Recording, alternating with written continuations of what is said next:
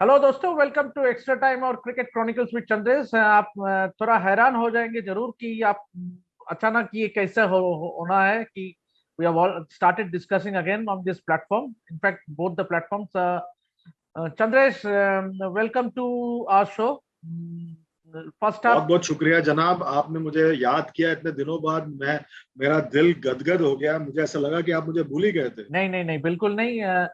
First thing first, Chandresh, how do you assess India's incredible domination at home?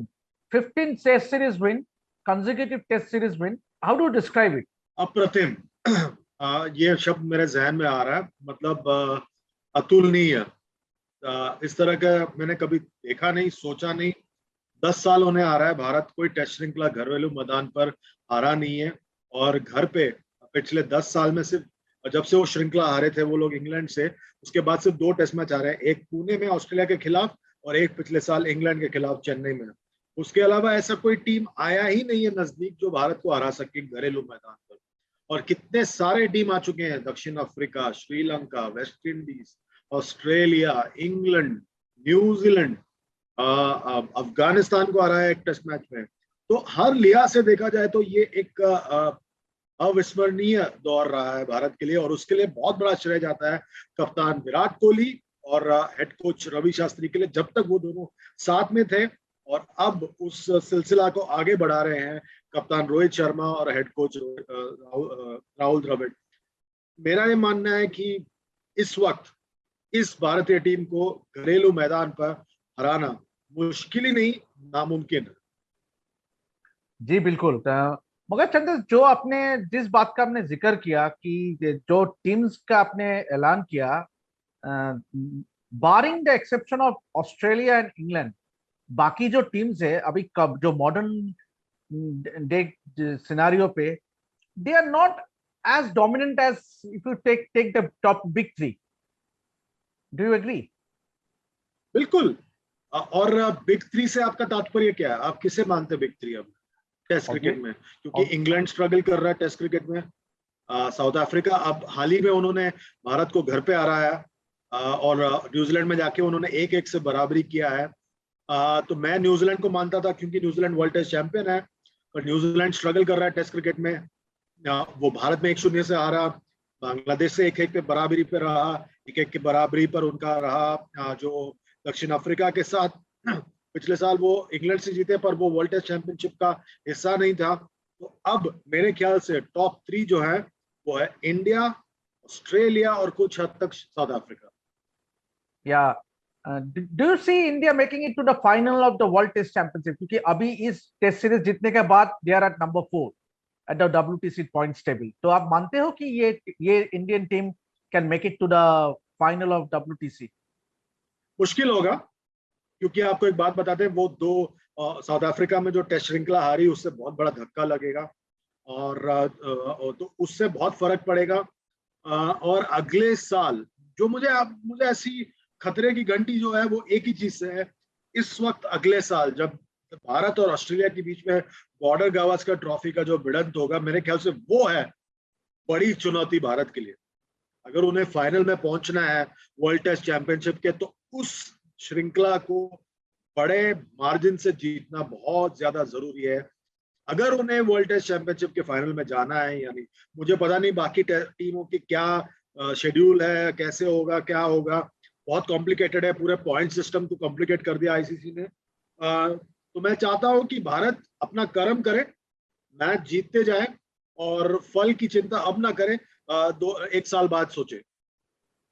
या but then Chandresh, obviously India का एक test match बाकी है England में, और they are going to play their last series in World test Championship against Bangladesh in Bangladesh. वो हम उम्मीद कर सकते हैं कि that will be a cake walk. But then playing in at home against Australia, हाँ, शायद आपको ये you would differ my views. What could be the reason? अगर हम गड्ढा बना के खेलते हैं, आपके जो मित्र हैं ढाका में आपसे कुछ ही दूरी पे हैं, वो भी गड्ढा बना के खेल सकते हैं। और हाल फिलहाल में इंडिया का रिकॉर्ड स्पिनर्स के खिलाफ आपको पता ही है कितना बेहतरीन रहा है।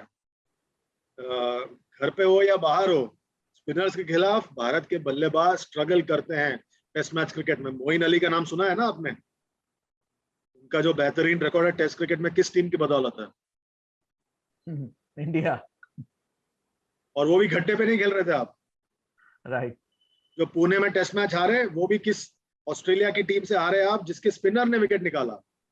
एब्सोल्युटली। तो आपको थोड़ा बच के रहना पड़ेगा, और ये प्री कंसीव नोशन के साथ नहीं जाना है कि आप बांग्लादेश को उनके गड्ढों पे हरा देंगे। आप उनसे बेहतर टीम हैं, पर उसका मतलब ये नहीं कि आप उनको गड्ढों पे हरा सकते हैं।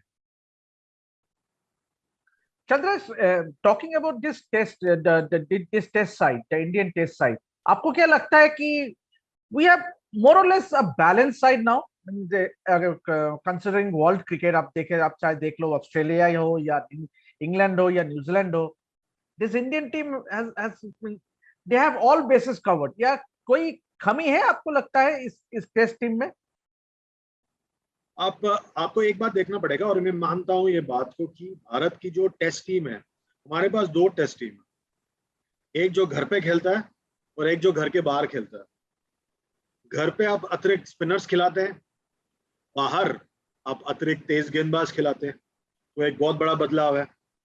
और आपके जो अतिरिक्त जो तेज गेंदबाज हैं, अगर आप ज्यादा क्रिकेट घर पे खेलोगे तो उनको कोई काम नहीं है। जैसे उमेश यादव, अब वो आईपीएल में भी कोई मैच नहीं खेलेंगे, तो अगले 2.5-3 महीने ऐसे बेंच पे बैठे रहेंगे। वो पिछले 1 महीने से बेंच पे बैठे हैं, अब जो 2.5-3 महीने बेंच पे बैठेंगे, उनके पास कोई क्रिकेट होगा नहीं। फिर जब आप अब्रॉड जाएंगे तो आपके स्पिनर्स के पास मौका नहीं होगा कुछ करने के लिए, क्योंकि वो तीनों में से कोई एक ही खेलेगा 11 में, और आपके पास एक ही टेस्ट मैच है बाहर, तो अगले 1 साल के लिए कोई एक ही स्पिनर, मतलब वो एक टेस्ट मैच में कोई एक ही खेलेगा। तो हमें अब इस वक्त उस टेस्ट टीम की बात करनी है जो हम भारत जैसी कंडीशंस में खेलने वाले हैं। मतलब अगले 7 में से 6 टेस्ट मैच भारत जैसी कंडीशंस में, तो हमें उसके बारे में फोकस करना चाहिए।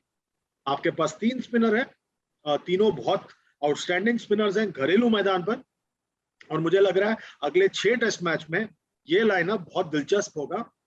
मैं ये देखना जरूर चाहूंगा कि ये दो जो अनुभवी बल्लेबाज हैं, चेतेश्वर पुजारा और अजिंक्य रहाणे, क्या वो मातदार रखते हैं कि वो लड़ाई करें, लड़े और वापस आए 11 में। क्योंकि आपको एक बात याद होगा कि इंग्लैंड में आपको चेतेश्वर पुजारा का अनुभव शायद चाहिए होगा नंबर 3 पर। वो एक टेस्ट मैच भले ही हो, पर उनका अनुभव बहुत बहुत बहुत ज्यादा क्रूशियल होगा। तो मतलब यानी कि आप मानते हो कि Hanuma Vihari is still not ready to take that number 3 slot? मैं वो बिल्कुल नहीं कह रहा हूं। मैं ये कह रहा हूं कि आपको शायद वहां पे पुजारा का अनुभव चाहिए होगा। मैं ये सोच रहा हूँ, इस लिहाज से सोच रहा हूँ कि शायद आपको हॉर्सेस व कोर्सेस देखना है, ये मेरा मानना है। आप इस श्रृंखला की तरफ ही देख लें जो अभी खत्म हुआ है आज। मतलब श्रेयस पंत और शायद कुछ हद तक हनुमा विहारी को छोड़ के कोई भी और बल्लेबाज नहीं जिसने 100 का रन पार किया होगा। कप्तान रोहित शर्मा भी नहीं, विराट कोहली भी नहीं, मयंक अग्रवाल भी नहीं। तो आप किस लिहाज से आप जज करें इन बल्लेबाजों को? एटलीस्ट मयंक का तो रिप्लेसमेंट आपके पास है ही। केएल राहुल जब फिट हो जाएगा वो तो ऑटोमेटिक चॉइस है टू ओपन द बैटिंग। आपके पास शुभमन गिल भी है, आपके पास शुभमन गिल भी है, प्रियंक पंचाल भी है, राइट? यस, अभिमन्यु ईश्वरन है, या पृथ्वी शॉ बाहर रन बना रहे हैं। चलिए बात जब आती है चेतेश्वर पुजारा का, do you think that his decision to play county cricket for Sussex augurs well for him as far as comeback into this side is concerned? बहुत बहुत बहुत शानदार डिसीजन था। मेरा तो मानना था देवाशीष की पिछले साल उन्होंने बहुत बड़ी गलती की चेन्नई सुपर किंग्स के लिए अपना नाम, मतलब ऐसे जब वो पिक हुए, भले ही वहां पे रूम में सब लोगों ने तालियां बजाई, मेरे हिसाब से उनके करियर के लिए सबसे डिजास्टरस मूव था। मेरा ये मानना था वो 1 महीना वो बेंच पे बैठे रहे, फिर 1 महीना कोई क्रिकेट नहीं हुआ, 2 महीने बाद बिना कोई क्रिकेट के, मतलब लगभग 3 महीना उन्होंने कोई क्रिकेट नहीं खेला, क्योंकि उस आईपीएल के पहले व्हाइट बॉल सीरीज हुआ। 3 महीना बिना कोई क्रिकेट, आप जा रहे हैं सीधा वर्ल्ड टेस्ट चैंपियनशिप फाइनल में, तो आपके फॉर्म का क्या होगा? वही चीज अजिंक्य रहाणे के साथ भी, वो भी आईपीएल में ऐसे बैठे रहे बेंच पर, व्हाइट बॉल सीरीज भी नहीं खेले। मेरे हिसाब से ये पैंडेमिक ने टेस्ट मैच स्पेशलिस्ट के लिए जीना दुर्लभ हो गया है और जीना हराम कर दिया है, क्योंकि उनके पास क्रिकेट खेलना बहुत कम हो गया है compare to all format players. तो मेरे हिसाब से, मेरे लिहाज से, मैं ये भी सोचता कि अजिंक्य रहाणे भी अपना नाम खींच लेते आईपीएल से और काउंटी क्रिकेट खेलने जाते तो बेहतर होता उनके लिए। एब्सोल्युटली। चंद्र साहब, थोड़ा रुक करते हैं कि हमारा जो फास्ट बॉलिंग डिपार्टमेंट है, ऑब्वियसली ईशांत शर्मा, हमको पता नहीं है कि वो वापसी करेगा कि नहीं, because age is against him. अभी देखो, आपने जैसे कि जिक्र किया Umesh Yadav, he won't be able to play. अभी अभी 2.5-3 महीना तो वो ऐसे ही बैठा रहेगा। और हमारा जो टेस्ट मैच है, तो हम 7 में से 6 टेस्ट मैच हम घर में खेलेंगे। तो here in lies the importance of workload management of the fast bowler. हम जानते हैं कि जसप्रीत बुमराह और मोहम्मद शामी हमारा फ्रंटलाइन पेसर्स है, and to some extent Mohammed Siraj. तो इन तीनों के बीच ही ये दारोमदार रहेगा to spearhead the bowling, the fast bowling department. तो जब बात आती है कि वर्कलोड मैनेजमेंट के, कब, व्हाट डू यू से? ये लोग इतना क्रिकेट खेलते कहाँ हैं? नहीं, अभी तो आईपीएल खेलेगा। आईपीएल को छोड़ दें, As far as all IPL these को छोड़, fast bowlers are concerned, they are all formats players. बिल्कुल नहीं, बिल्कुल नहीं। आईपीएल को छोड़ दें।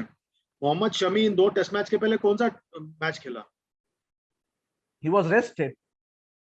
Rested for what? Workload management. South Africa one day series, West Indies one day series, West Indies T20 series, Sri Lanka T20 series, ठीक है। उसके पहले साउथ अफ्रीका टेस्ट सीरीज के पहले क्या हुआ? उन्हें पूरे न्यूजीलैंड सीरीज में आराम दिया गया था। तो कितना हुआ? करीबन 3 महीने तो उनको आराम ही मिला ना, 3-4 महीने तो आराम ही मिला है। पिछले साल घर पे जब इंग्लैंड आई थी तो खेले थे वो? कोई भी फॉर्मेट खेले थे? नहीं। वो पिछले साल 4 महीना नहीं खेले थे वो। ऑस्ट्रेलिया में चोट लगा उनको जब हाथ में, एडिलेड टेस्ट मैच में, उसके बाद वो तब करीबन 4-5 महीने बाहर थे, ठीक है। फिर अब इस सीजन में उन्होंने अभी पहले ही 2-2.5 महीना वैसे ही आराम मिल गया। तो पिछले 1.5 साल में 6.5 महीना तो उनको आराम ही मिला है। तो वर्कलोड मैनेजमेंट बाय डिफॉल्ट हो गया। बुमराह पे आते हैं। बुमराह पिछले साल शादी करने गए, 1 महीना आराम किया, ठीक है। फिर वर्ल्ड टेस्ट चैंपियनशिप फाइनल और इंग्लैंड टेस्ट श्रृंखला के बीच में 3 हफ्ते का ब्रेक था, ठीक है। फिर उसके बाद T20 वर्ल्ड कप के बाद फिर एक बार उनको पूरे न्यूजीलैंड सीरीज में आराम दिया गया, ठीक है। और फिर वो साउथ अफ्रीका में आए। साउथ अफ्रीका के बाद फिर वापस उन्हें वेस्ट इंडीज में आराम दिया गया था, पूरा 15-20 दिन या 1 महीना। अब मुझे पक्का पता है कि वो जून में जो साउथ अफ्रीका के खिलाफ T20 श्रृंखला है और आयरलैंड में जो 2 T20 मैच है, दोनों मिस करेंगे, आराम करेंगे। तो पूरा 1 महीना मिलेगा फिर। तो ये तो बाय डिफॉल्ट तो होता ही है ना। और कोई भी ऐसा फास्ट बॉलर नहीं है जो हर फॉर्मेट खेलता है। सिराज पिछले 3 महीने में कितना क्रिकेट खेला? सेकंड टेस्ट मैच में इंजर्ड हुआ, उसके बाद क्या खेला उसने? 2 मैच खेला उसने पिछले 2.5 महीने में। वर्कलोड मैनेजमेंट तो बाय डिफॉल्ट हो गया ना, बिकॉज और भी ऑप्शंस है आपके पास।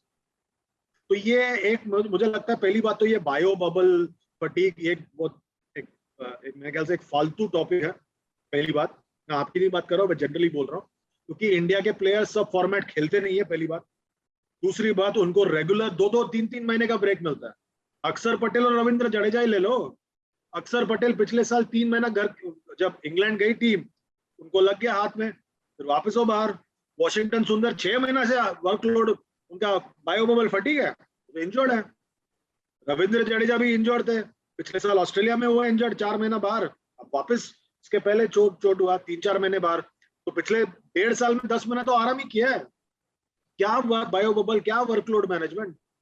या तो हाथ में लगता है तो 4 महीने बाहर रहते हैं, या वो आईपीएल खेलते हैं।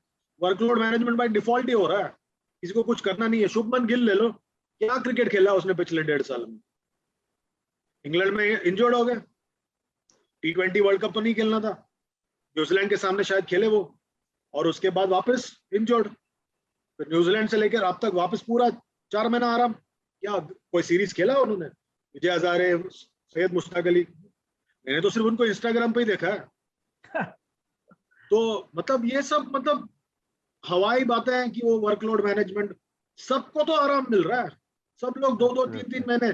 किसी एक इंसान को, 2 इंसान को अगर आराम मिलना है, वो एक है ऋषभ पंत, जिन्हें बहुत कायदे से आराम दिया गया था, बिकॉज वो अकेले इंसान है जो हर फॉर्मेट के हर बायो बबल में मौजूद हैं।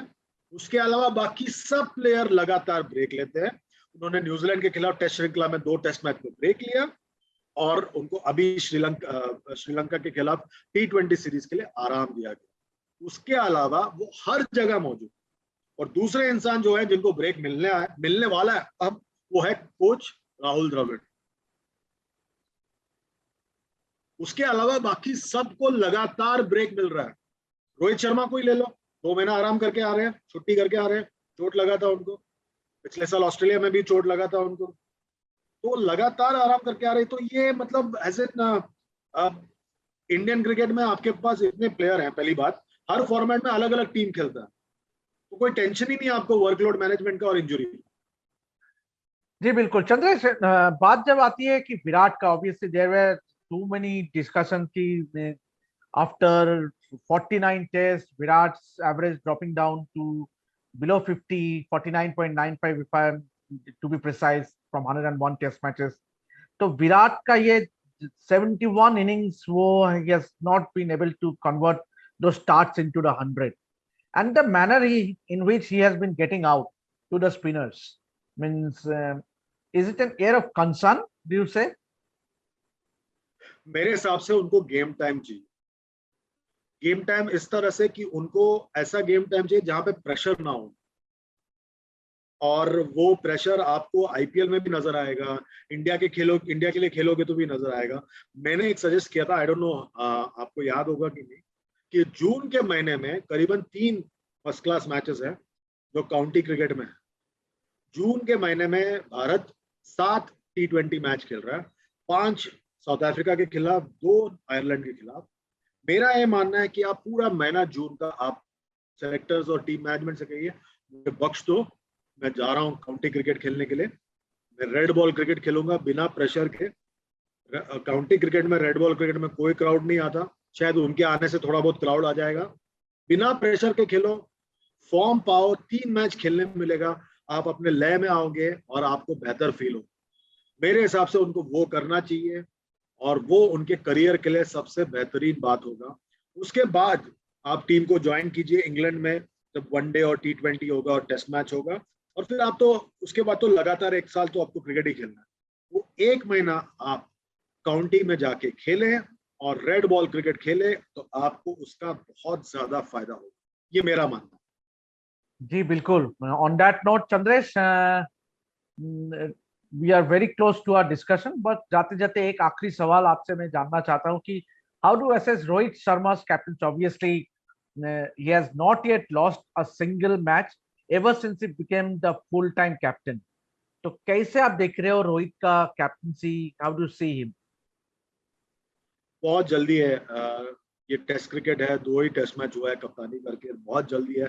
बहुत मतलब ऐसे उनको अभी 1 टेस्ट मैच इंग्लैंड में करना है, 2 टेस्ट मैच बांग्लादेश में करना है, उसके बाद 4 टेस्ट मैच ऑस्ट्रेलिया के खिलाफ है, तो बहुत लंबा सफर है। I think तो that 1 series साल, against Australia will decide how good a captain he is. बिल्कुल 1 साल है आपके पास, शायद उसके बाद वो शायद कप्तान रहे ना टेस्ट क्रिकेट में। उसके बाद पता नहीं शेड्यूल क्या है, क्योंकि नया वर्ल्ड टेस्ट चैंपियनशिप साइकिल आ जाएगा, तो शायद हमें उसके लिए एक नया कप्तान मिल जाए टेस्ट क्रिकेट में। तो वो मेरे हिसाब से, कोई माने या ना माने, इस वक्त वो एक स्टॉप गैप है एक नए कप्तान के आने से पहले, मतलब नए साइकिल में। उनका उम्र हो गया, 34 साल के हो गए हैं। लोग मुझे गाली देंगे इस बात के लिए। मेरा मानना है कि अगले 1 साल में एक पूरा एक तय हो जाएगा। 7 टेस्ट मैच और है, वो बताएगा आपको। अगर भारत वर्ल्ड टेस्ट चैंपियनशिप के फाइनल में पहुंच गया, तो अगर वो खेलेंगे तो उसके बाद शायद वो एक निर्णय ले लें, क्योंकि उसके बाद विश्व कप है, तो बहुत ज्यादा क्रिकेट है अगले 1.5 साल। तो ये शायद एक होल्डिंग पीरियड है Indian cricket. Fantastic. That was brilliant insights from Chandresh. ऐसे ही हमारा ये डिस्कशन जुड़ा रहेगा चंद्रेश के साथ, and we will start coming quite often now on both our platforms. तो ऐसे ही जुड़ा रहिए हमारे साथ और देखते रहिए दोनों चैनल को। सब्सक्राइब कीजिए क्रिकेट क्रॉनिकल्स विद चंद्रेश और एक्स्ट्रा टाइम को, एंड प्लीज सपोर्ट, ऐसे ही सपोर्ट करते रहिए और सब्सक्राइब कीजिए दोनों चैनल्स को। Until then, good night.